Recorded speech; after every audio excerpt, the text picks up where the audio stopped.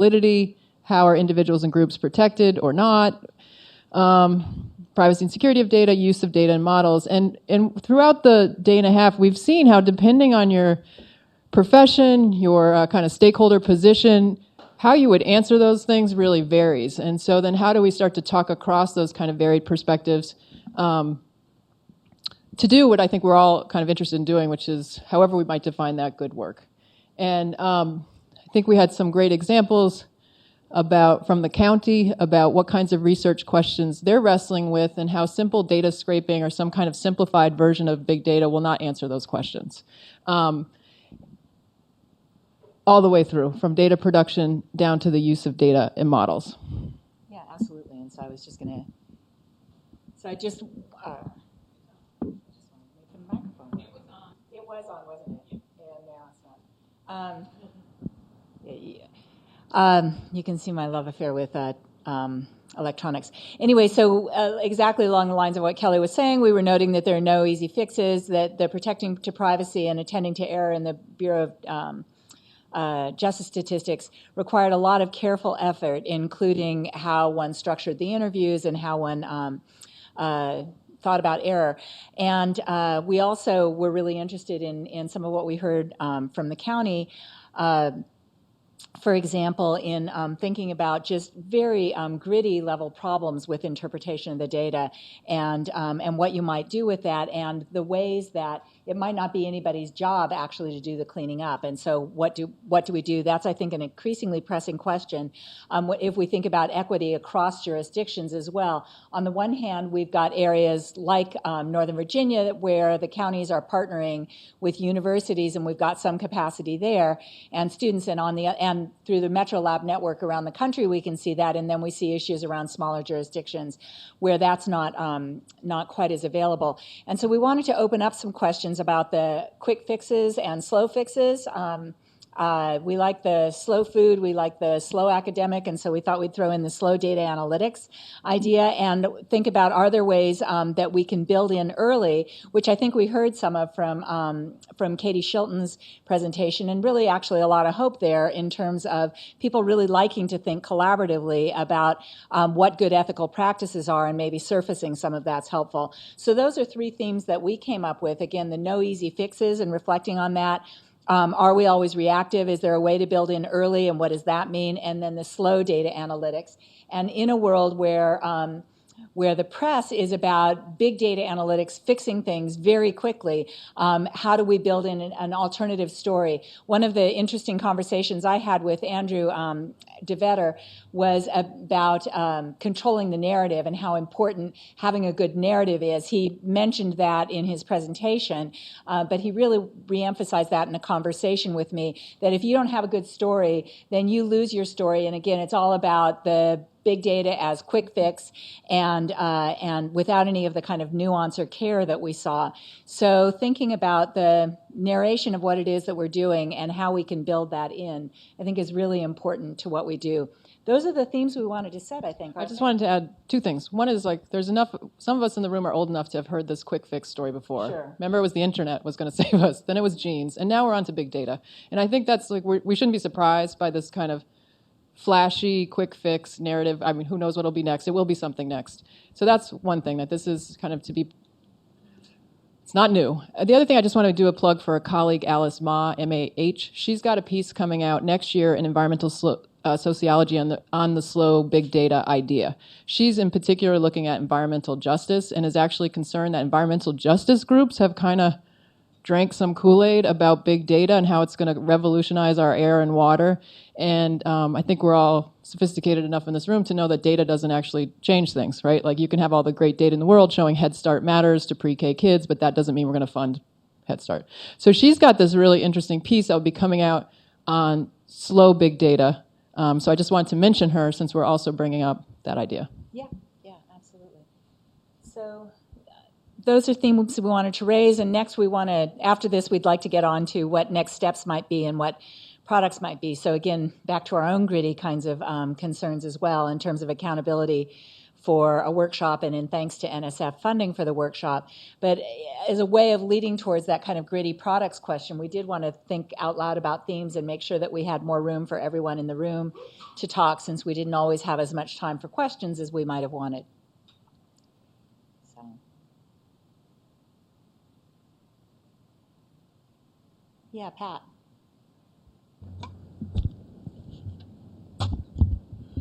I guess as you former program directors know that when we support, when NSF supports something, it starts to talk about products. Mm-hmm. And in sitting here, I guess for the last day and a half, it's very apparent that you all have hit upon a topic that has potential immense value to researchers and research using big data.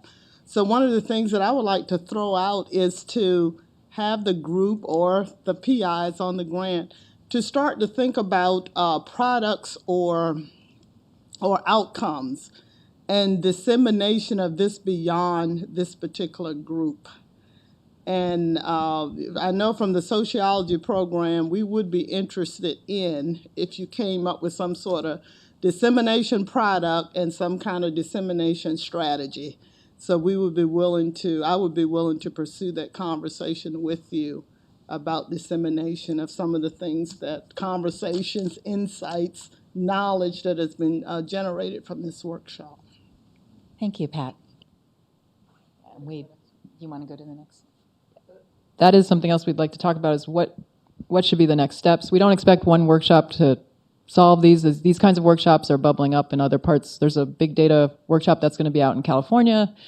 It either happened or it's in November. I can't quite remember, October. So it's part of a bigger kind of movement to raise these critical questions. But what should come out of this workshop in particular? We'd love to hear your ideas and thoughts on that, as well as also if there's things that you want to wrestle with that were brought up over the course of the day and a half.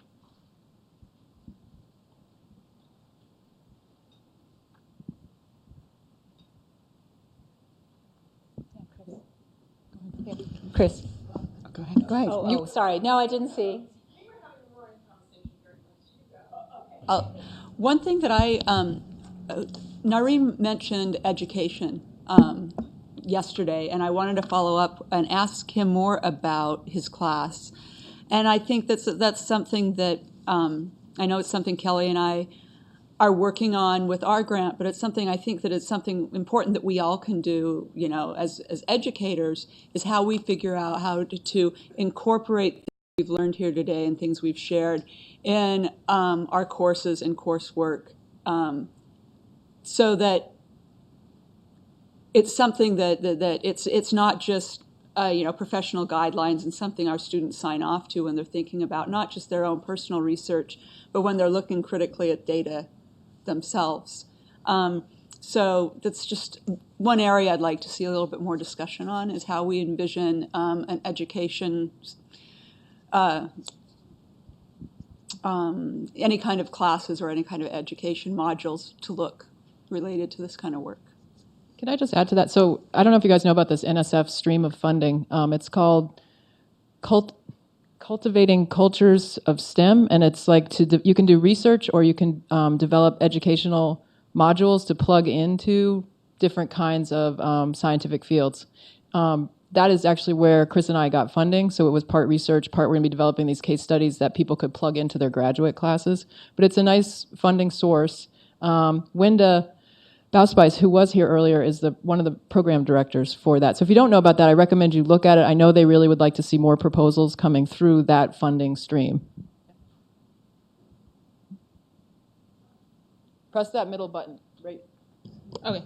On that specifically, there is a group at Virginia Tech who is trying to pull together, again, a proposal to that particular NSF group related to teaching students and, importantly, teaching faculty how to talk about the incorporation of data and ethics into their classrooms. So if you're interested in that, I'm part of that project. And we are certainly looking for more people. There was an internal competition held. I'm sorry if you're our internal competitors. We will win. But if you'd like to join us, let me know.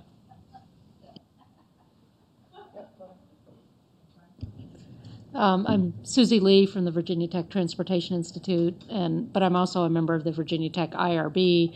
And one of the things I plan to do is at the next IRB meeting, give them a little synopsis of this, because though they're great on all the ethics stuff, especially with behavioral studies, et cetera, I often feel that many of the members don't understand some of the risks of big data, and we're starting to see more and more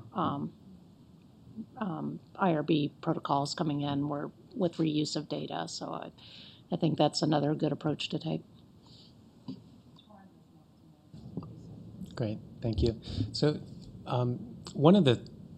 several things I've seen here that I haven't seen in other forums is attention to the construction of data, not just that data, either we have them or they don't, they're valid or they're not, but how are they constructed, what are their values, and what's included, what's excluded. So there's, I find that heartening that we're attending to the politics of data as well. And then secondarily, perhaps on the other side, attention to mediation and interpretation of data, whether it's how people are trying to appropriate or utilize the data for specific purposes or resist the data. So there's both the construction and the interpretation or mediation processes that I think are unique to the conversations, or largely unique to the conversations we've been having here.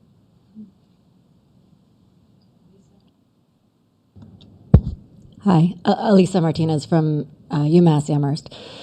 One of the things that strikes me about big data and big data analytics that may be a little bit different from, say, ethnographic data or even sort of traditional quantitative analysis is that it's increasingly being done by professionals who are not in university settings. They go to data science boot camps, and it's funded by corporations and for corporate purposes. And I'm wondering if that's another space of collaboration that needs to be looked at, or at least a space of research that needs to be interrogated, is what are the, we can take a lot of steps inside of the academy to improve our practices and guidelines, but there's no reason to believe that any of that would translate to the much larger field of data analytics that's being done outside.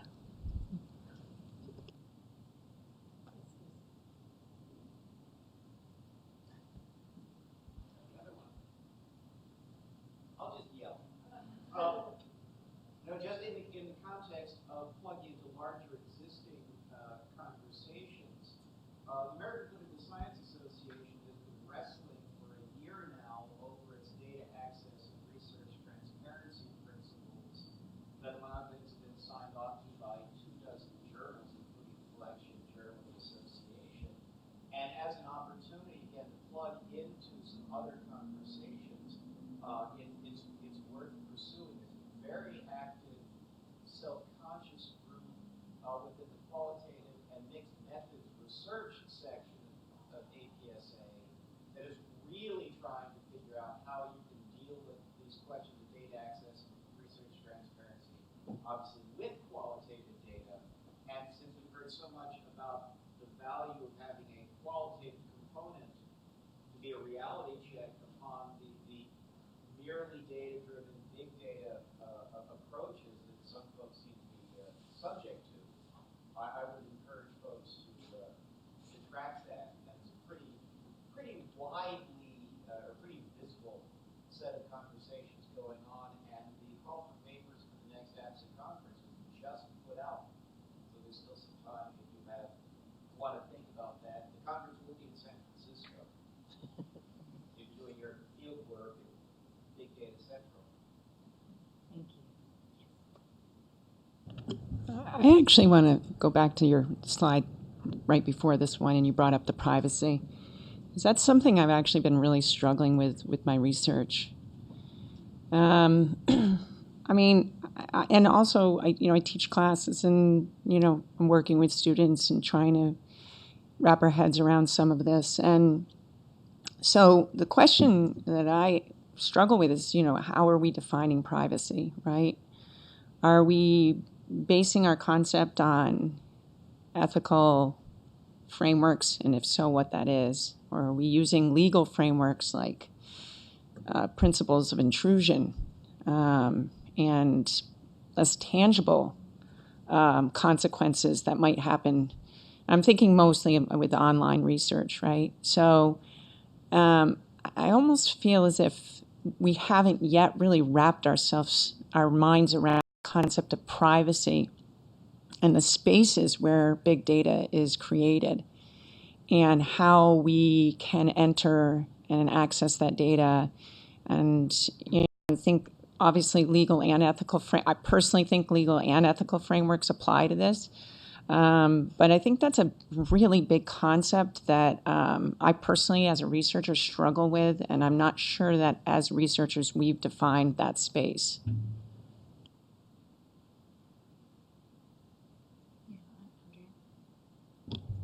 To follow up on that somewhat, I come back to the question of, does the creator of the data understand or even recognize why the data was created, why they are creating and using and putting forward information?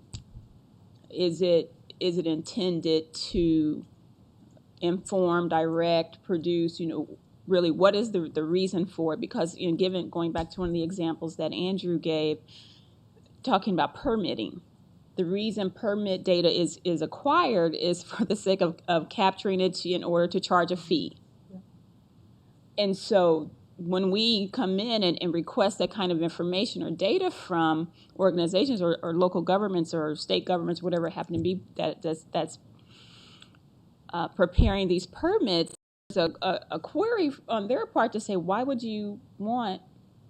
It's simply for the collection of information so that I can get money. We can fill our coffers. Of course, I'm being very simplistic on that, and I can say that because I used to work for the county.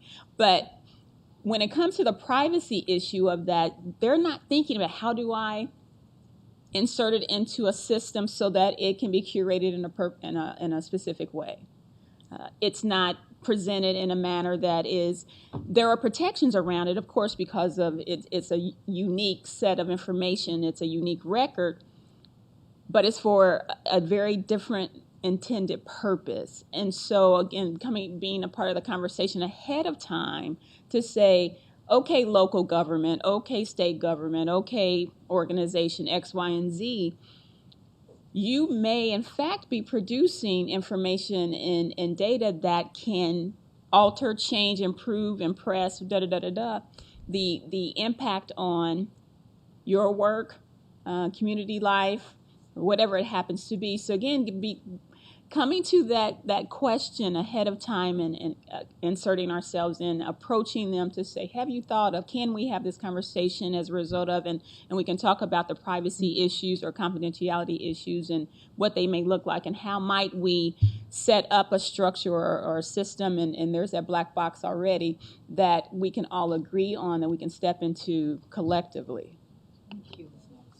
Do you want to do a quick response? And then you had his hand up. Yeah, so I mean, in some ways that's supportive of Helen Niesenbaum's work on contextual integrity, right? Where you're looking at information norms and you go into a site and you base the concept of privacy based on information norms. And I think that does apply to some situations, but then that doesn't necessarily protect identity, right? So then we need to think about privacy and anonymity, obviously, as separate pieces.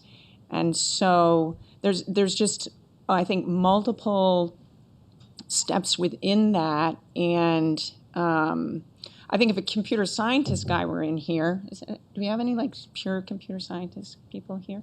They would say, let's use anonymity. Let's use, I'm trying to think of some of the differential, excellent, that's a fantastic, right? And they would say that would be the way to go about it. That's the way you would make sure that you've protected the anonymity and privacy of the people. So I think we look at it from a social scientist perspective, and I don't disregard that, but I think that this privacy piece still needs to be teased out, and I'm hoping that we can get closer to that, so that when we teach graduate students, we're able to give them maybe perhaps multiple tools to approach it, right? I don't think there's always necessarily one way. but I'm excited about the potential based on this group's meeting, and maybe we can get our heads together and figure that out.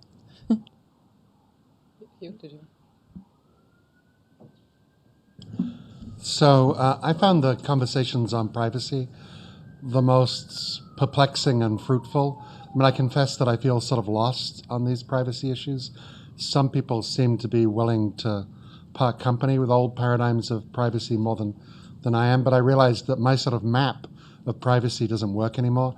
I had a fascinating conversation with the Department of Justice guy who's not here anymore, where I realized that to me, I think of privacy in spatial terms, where an IRB will allow me to study what people do in public space.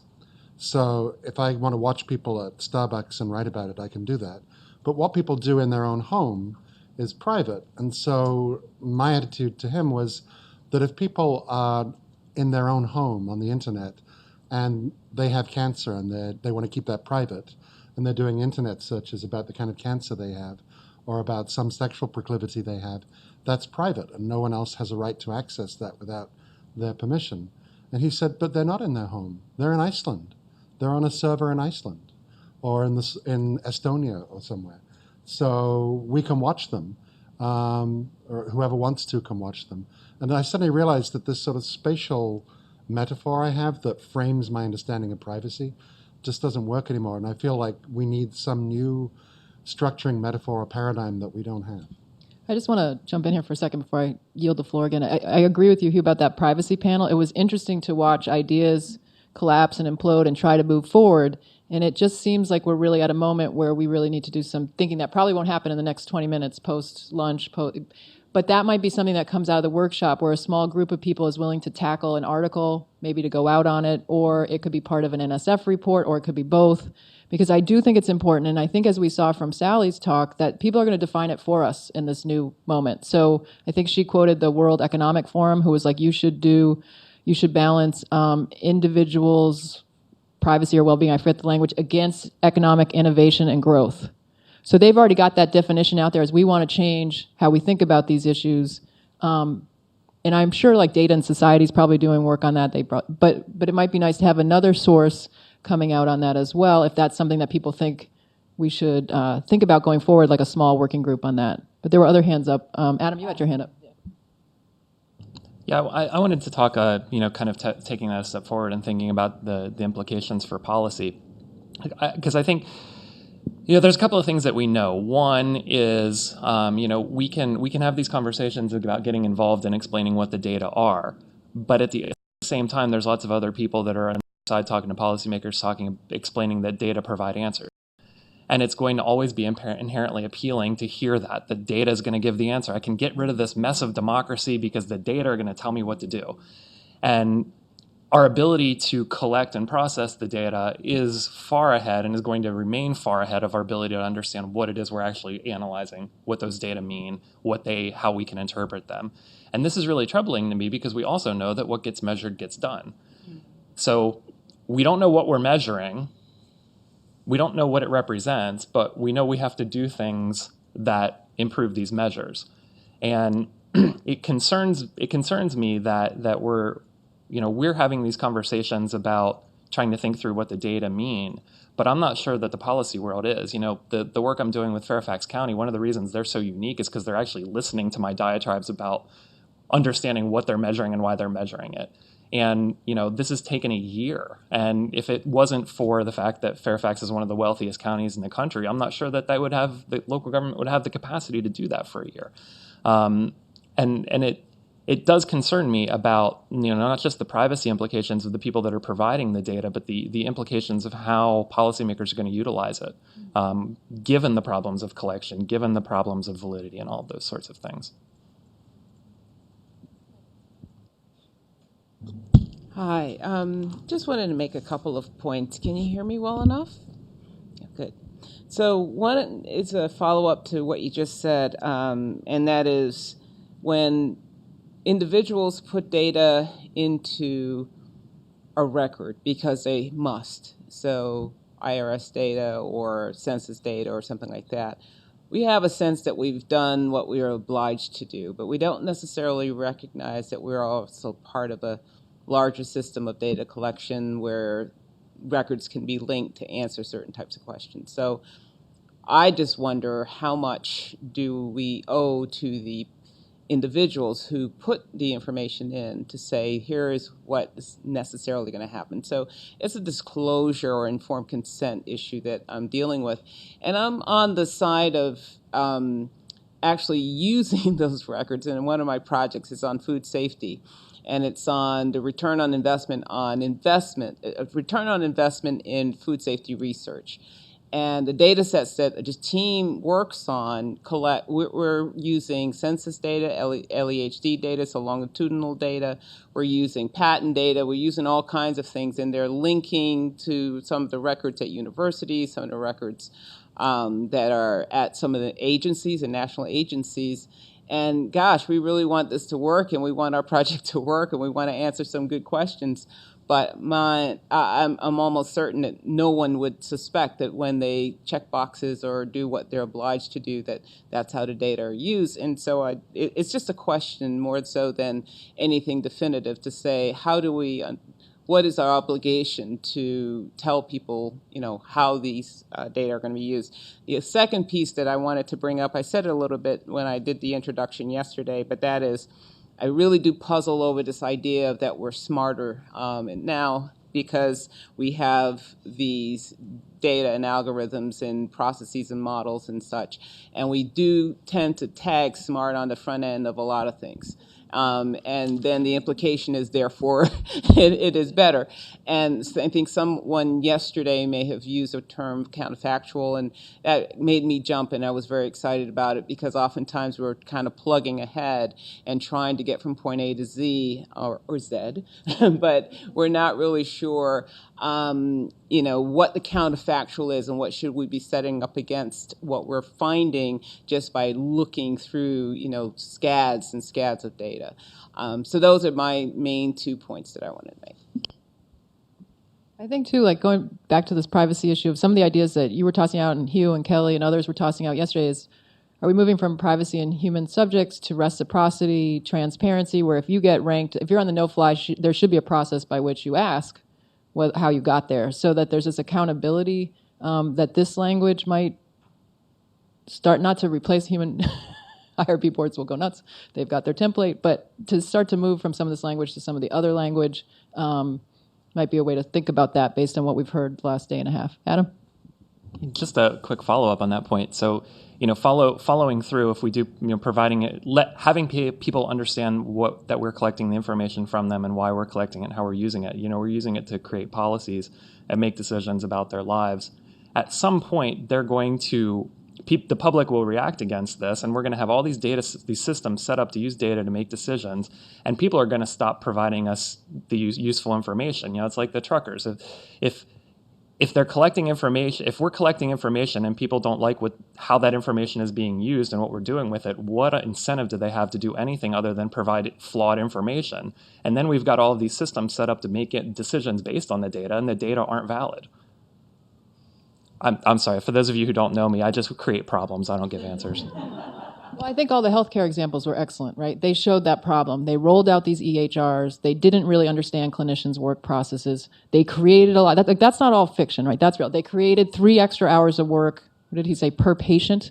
So now our clinicians, even in the Journal of American Medicine, they even had like cartoons of the kid looking at the doctor who's looking at the screen. That's how bad it is. And so now we're spinning in professional agencies like the American Medical Association are trying to pressure these vendors because it is a capitalist medical system. So there's all these different products. They don't talk to each other. They don't want to share their code. How did we get so far down? And this is a privileged group of people. This is the doctors are spinning in this EHR world.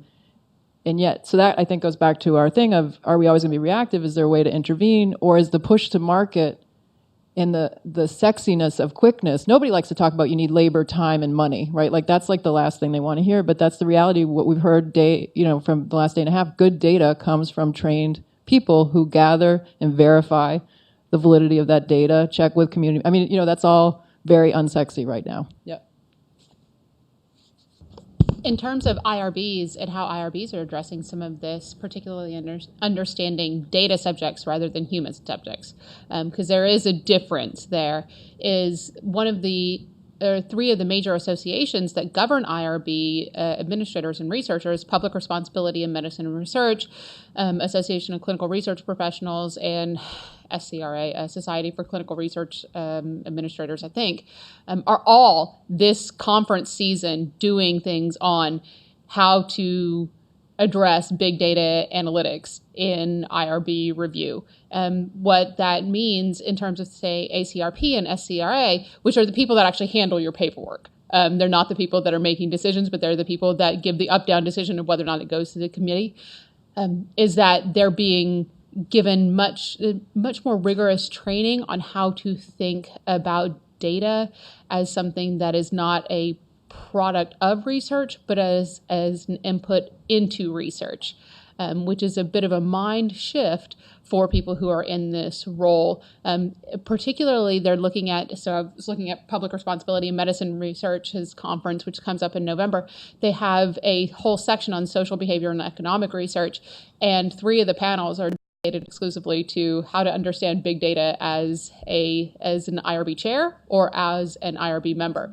So it's coming on. What we can do, I would say, is become more involved in those types of organizations. They're always looking for people who are social and behavioral researchers to come in as presenters. I've done this a couple of times, but also to simply take your IRB member by the hand, walk them down to your office, or walk your computer down to their office and show them what you do. That is one of the biggest requests is, I understand this in theory, but I really need to see how you do it in practice. And doing that with the gatekeepers, the people who process your paperwork, is probably the most powerful thing we can do there.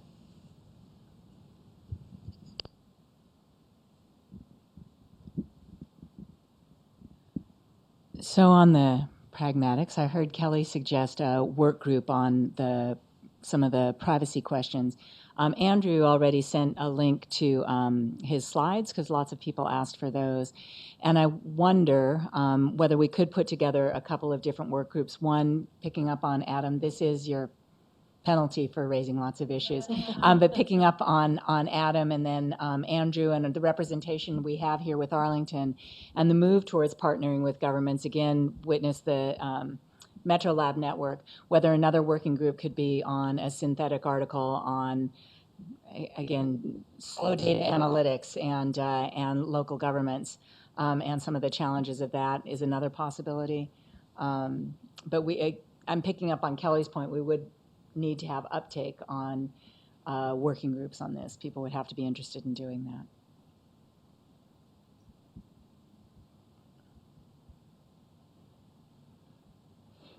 We can also get emails on that. But again, you noted, we've got our, when we're talking about transparency and accountability and circling back, we have our circling back here with Pat White, the NSF program officer, who did note that not only is this an important topic, as we all know, but NSF is very interested in work products and disseminating what we do. And so that's part of what we're thinking about. Kelly and I certainly are interested in, if we could find the right place, working on a special issue working with those of you who might be interested, whether it's, again, working groups on particular issues or presenters in papers, and we were talking about a synthetic article as well. But we would like something that's really useful in the world, and again, some of the reports that have come out of NSF workshops have been nice on environmental sociology and qualitative sociology. We know qualitative methods.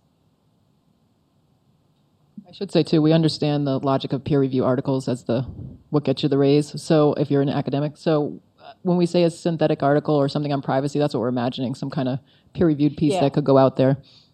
Yeah, in the world of data analytics and accountability and all those other things that we were talking about, we entirely envision peer-reviewed articles that are helpful to people in their own institutions. Anything else people want to bring up? Thoughts that are still kind of troubling you that you want to open up for discussion? Yes, thank you. Hi. Since I think I was the only one who raised their hand, being a computer scientist. Are there other computer scientists? Jake, too. Okay, yeah, so So I was actually a little bit surprised. I thought there were more computer scientists here. I was wondering if there is, like, what is the right forum or, I don't know, way to meet with people who are from computer science, for example, are thinking about some of the same issues. So I mentioned to Kelly yesterday the workshop that happened in Dagstu. It was a Dagstu seminar on data responsibly, but it was mostly composed of like computer science kind of people thinking about some of the same issues. And I think that people will converge on a lot of the issues, but potentially they can also find ways to sort of like see things differently. So what is the right forum? I don't know. So I can actually speak, or was thinking a little bit from the other side of this, that I feel like I heard a few folks over the course of the day and a half who said, I'm a social scientist, how can I get involved in data analysis or big data work? And so what I was thinking in terms of continuing the conversation going forward with more working groups and workshops would be good to figure out how to bridge the differences between the different interested researchers that are a part of this community. So computer scientists, there are a few of us here. I had one person approach me from philosophy of economics. Oh, yeah, sorry. I had one person here who approached me from philosophy and economics who said... I think you need to use the mic even a little more. Even more, I'm okay. having a hard time hearing you. I had one person here who was from philosophy and economics who came up to me and said, I can, if I want to, have access to all of this data on derivatives training, but I have no idea what to do with it. Who would I even speak to that is the right person to do this kind of analysis that would, I don't even know what it would be. I said, well, you're the one who has the questions that are actually interesting, so you would need to consult with someone who is capable of the analysis and teach them about what is interesting from your domain. So I could imagine a conversation that brought the different interested parties together to focus on problems and presentations saying, this is what I have, but I don't know where to go with it. These are the skills that I have, and this is how you would approach the analysis. I think that would be a good resource. And Kelly, you have reflections from your experience too about this idea of working in computer science conferences, right? Or less about conferences. Okay. I am on. I'm on multiple multidisciplinary teams that have computer scientists, smart fabric designers, engineers, and then myself. It's pretty hilarious, I have to say. We do have a good time, but it's very challenging. But yeah, so we don't actually go to each other's meetings. Sometimes we're on each other's articles, but we don't physically go to those worlds. So it doesn't happen the way you would think at conferences. And I will say there were more computer scientists and engineers yesterday, so you were not the only you were not the only ones. Yeah, Solon? Sorry. Chris and I actually were at the Dagstu that was just mentioned a little while ago. Dagstu, for people who don't know, I didn't know until I was invited, is a castle actually in Germany that has been turned into like a venue for week-long seminars on topics of interest. Sure, sorry. And there were in fact people at the Dagstu that were not computer scientists, including Chris and I.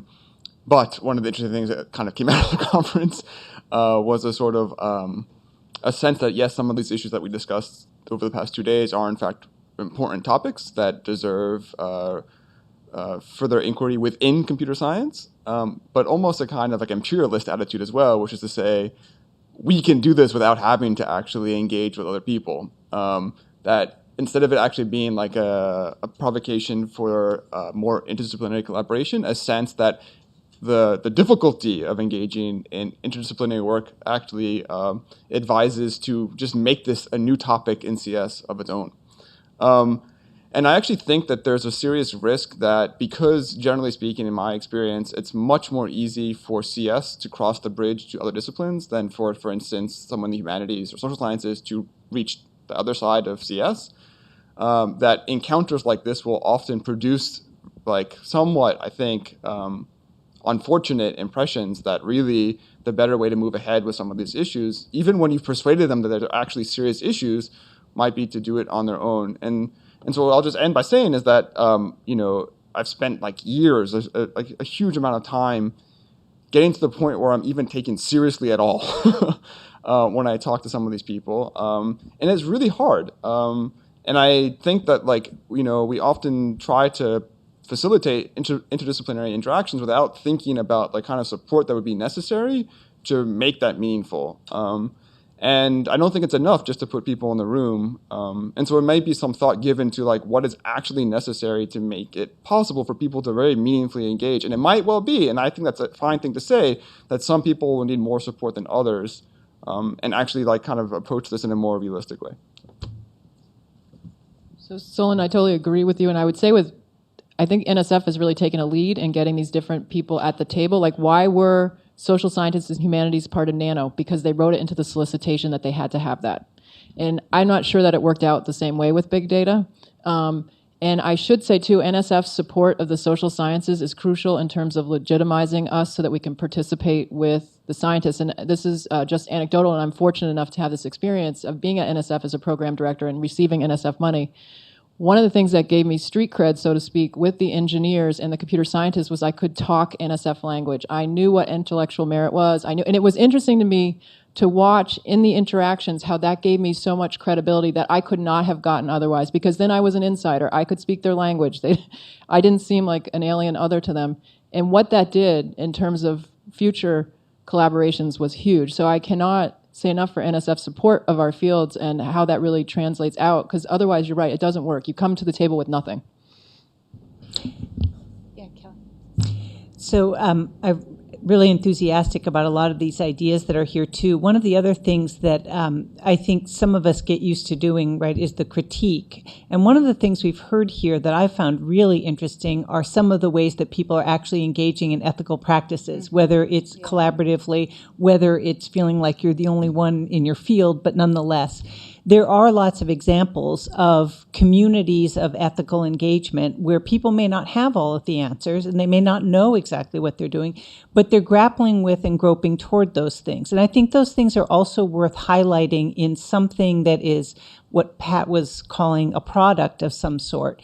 And I'm probably, as a sociologist, I'm especially enthusiastic about things that might already be in some organizational form or something that's already networked, something circulatable, movable. I'm not enthusiastic anymore about the idea of scalable. I'm enthusiastic, though, about ways in which borrowing and sharing might take place, right, along sisterly and brotherly sorts of lines rather than the up-down. And I also want to take seriously the idea that we've heard some just outstanding presentations from people in the government sector, and some of the really first-rate work that people are doing to both serve the needs of their various communities and also to be protective of people's right not to be a data self. And I hope that those will also be included for us, right, as well as some of the things that we think are sort of not right. Okay. Thank you. Yeah, I think it's really important to know. Should we say thank you? We think that everybody's been sitting a long time. Thank you very much, everyone, for your contributions and attention and participation. I know that I've learned so much, and we look forward to staying in conversation with you. If there's anything we can do, let us know. The chances are good I'll point you towards Mel, but we can try. And again, thank you so much and safe travels.